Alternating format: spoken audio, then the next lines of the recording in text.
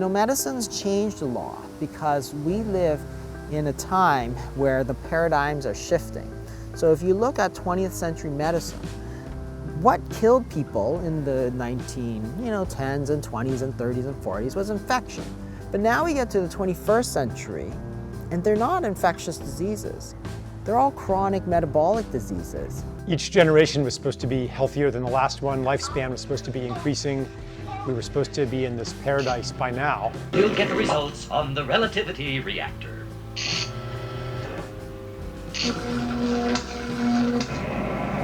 Okay. Instead of getting healthier and healthier, it seems to have gone the opposite way. The Western diet is technically a lethal disease vector. So our body, our DNA, our epigenome, our microbiome, for millions of years, had no experience consuming the types of foods we consume today. People who have access to doctors and hospitals aren't necessarily healthier because they have that access. You need to change your diet, you need to exercise, you need to lose weight. It doesn't always have to be your family practitioner that tells you this.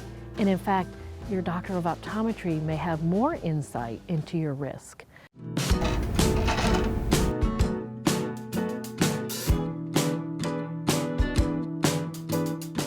You know what the biggest oh wow about getting your eyes examined is that people just don't realize that the eye is a biomarker for many diseases. There's over 170 systemic diseases that can manifest in the eye.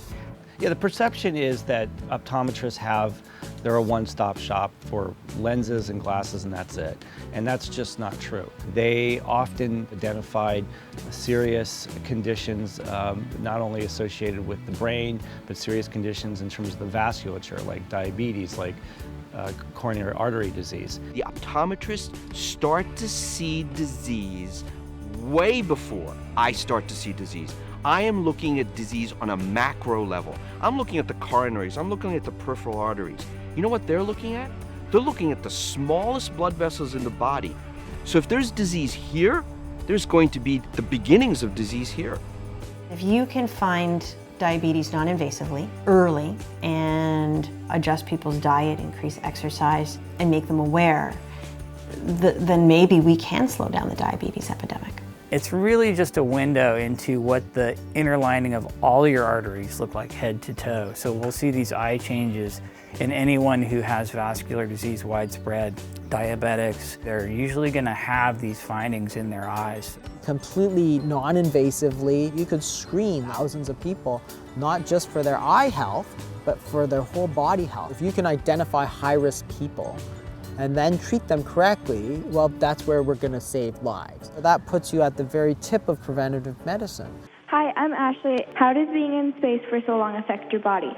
I actually put this up against my eye and plug this into a computer, and then I can look into the back of my eyeball, and there are expert doctors on the ground who are looking at my eyeball while I'm doing it. And by looking at the eye in general, we're looking at components of the whole body, which may all tie into the astronaut's health, as well as give some idea of the health of their arteries.